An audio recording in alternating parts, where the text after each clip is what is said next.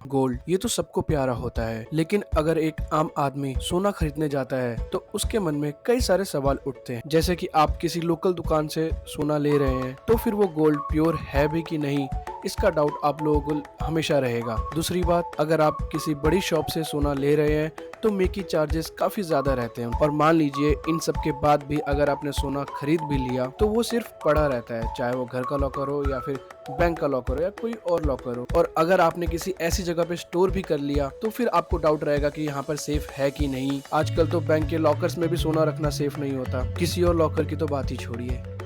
सबसे अहम बात यह है कि सोना खरीद तो लिया, अब इसे काम पे कैसे लगाया जाए। तो आज की वीडियो में आप लोग यही जानेंगे कि सोना खरीदने का सबसे बेस्ट तरीका कौन सा होता है। नमस्कार दोस्तों, स्वागत है आप सभी का। आप देख रहे हैं स्टॉक मार्केट स्पाइस चैनल, और इस वीडियो के थ्रू आप लोगों को पता लगेगा कि सोना खरीदने का बेस्ट तरीका कौन सा होता है। तो चलिए दोस्तों, और देरी ना करते हुए वीडियो स्टार्ट करते हैं।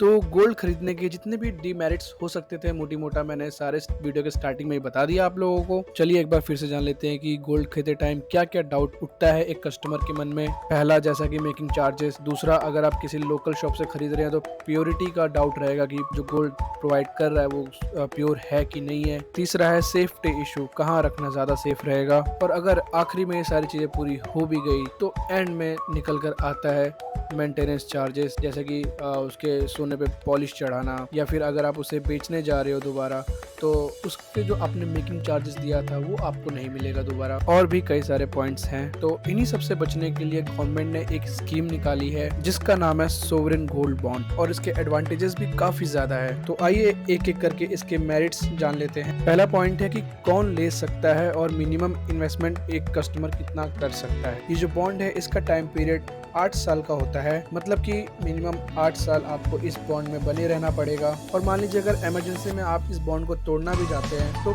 5 साल पे आप इसको एग्जिट कर सकते हैं। और बात करें तो 5 साल बाद कब निकाल सकते हैं। 5 साल बाद इसकी जो अगले ब्याज की भुगतान डेट रहेगी उस डेट पे आप लोगों ने जितनी इन्वेस्टमेंट करी है वो सारी इन्वेस्टमेंट आप लोग निकाल सकते हैं। और अगर आप लोग इसमें इन्वेस्टमेंट स्टार्ट भी करना चाहते हैं तो मिनिमम 1 ग्राम से आप इसमें इन्वेस्टमेंट स्टार्ट कर सकते हैं। सेकंड पॉइंट पे आते हैं कि ये स्टोर आप कहाँ कर सकते हैं। देखिए, इसे फिजिकल गोल्ड की तरह स्टोर करने में कोई झंझट नहीं है। ये बॉन्ड पेपर फॉर्म में होता है, इसीलिए इसके साथ फिजिकल गोल्ड की तरह कहाँ स्टोर किया जाए कहाँ नहीं, ऐसी कोई दिक्कत नहीं। आप इस बॉन्ड पेपर को संभाल कर किसी भी फाइल में इजीली सेफली रख सकते हैं। और ये जो गोल्ड बॉन्ड आपके नाम को बना है गवर्नमेंट के पास 2 टाइप से सेव रहता है। पहला है आरबीआई के बुक के थ्रू या फिर आपके डीमैट अकाउंट के थ्रू, और इसकी वजह से स्क्रिप्ट के नुकसान का भी जोखिम नहीं होता। तीसरी जो बात है वो है हर साल एक निश्चित ब्याज मिलेगा, मतलब कि आपने गवर्नमेंट के पास अपना गोल्ड जमा कराया उसमें आपको ब्याज भी, और जो इसका इंटरेस्ट रेट होता है वो ईयर ऑन ईयर चेंज भी होता रहता है, वेरी करता है टाइम टू टाइम। उतनी घबराने वाली बात, अभी फिलहाल 2.5% पर एनम तय की गई है। और बात करें तो ये ब्याज हाफ ईयरली बेसिस पर इन्वेस्टर्स को प्राप्त हो जाता है।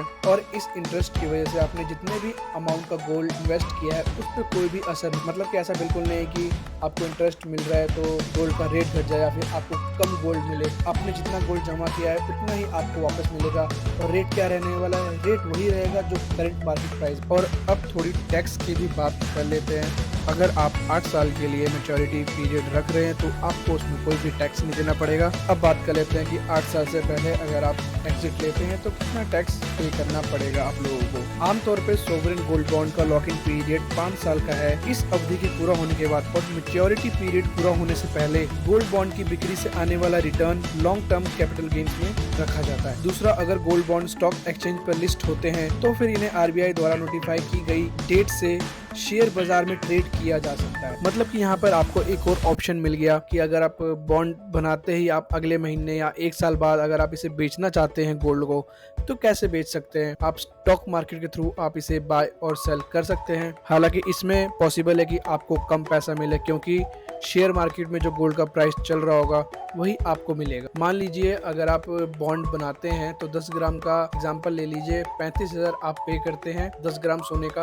अगर आप वही 10 ग्राम सोने का बॉन्ड बनाकर अगर शेयर मार्केट में बेचते हैं तो हो सकता है अगर वहां पर 10 ग्राम सोने का 32,000 प्राइस चल रहा हो तो आपको वही मिले। और अगर आप 3 साल के टाइम पीरियड से पहले खरीदते या बेचते हैं तो आप टैक्स पेयर की कौन सी श्रेणी में आते हैं उसके हिसाब से आप पे टैक्स। और 3 साल के बाद और 5 साल के पहले अगर आप इसे बेचते हैं शेयर मार्केट के थ्रू तो फिर उसके लिए आपको अलग टैक्स पे करना पड़ेगा।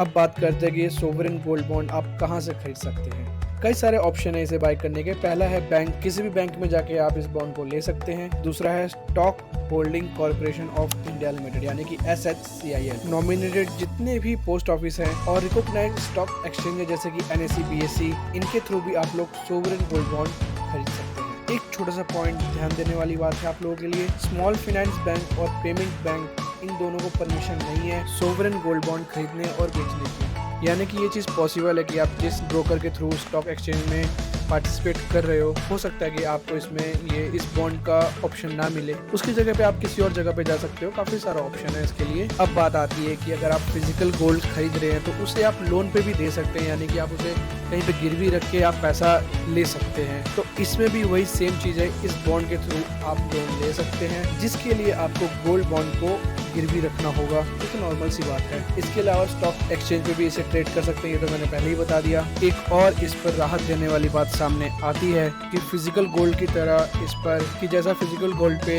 मेकिंग चार्जेस और GST लगता है, इस बॉन्ड पे कोई भी किसी भी तरीके का मेकिंग चार्जेस और GST नहीं। जब गोल्ड ज्वेलरी खरीदने जाते हैं तो आप लोगों को GST और मेकिंग चार्जेस का भी भुगतान करना होता है, लेकिन सोवरेन गोल्ड बॉन्ड के साथ ऐसा नहीं है। इन पर तो ना ही GST है और ना ही मेकिंग चार्जेस का कोई, और साथ ही में अगर आप बॉन्ड बनाते हैं तो प्योरिटी की भी चिंता छोड़ दीजिए।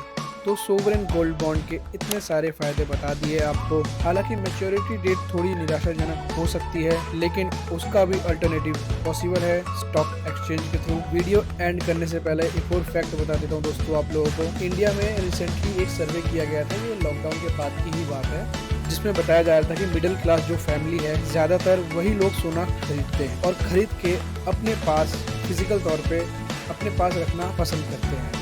हालांकि अगर देखा जाए तो सबसे ज़्यादा सोना जो अमीर लोग होते हैं उन्हीं के पास देखा जाता है, लेकिन वो लोग बॉन्ड के तौर पे ही लेते हैं क्योंकि इसका बेनिफिट उन्हें काफ़ी ज़्यादा मिलता है। तो आप लोग भी समझदार बनिए, सही फैसला लीजिए। तो आज की वीडियो यहीं ख़त्म करते हैं। इस वीडियो को लेके अगर आपको कुछ राय देनी है या कोई सवाल उठ रहा है मन में तो आप मुझसे नीचे कमेंट में ज़रूर पूछ सकते हैं। तो मिलते हैं अगली बार एक नए टॉपिक के साथ।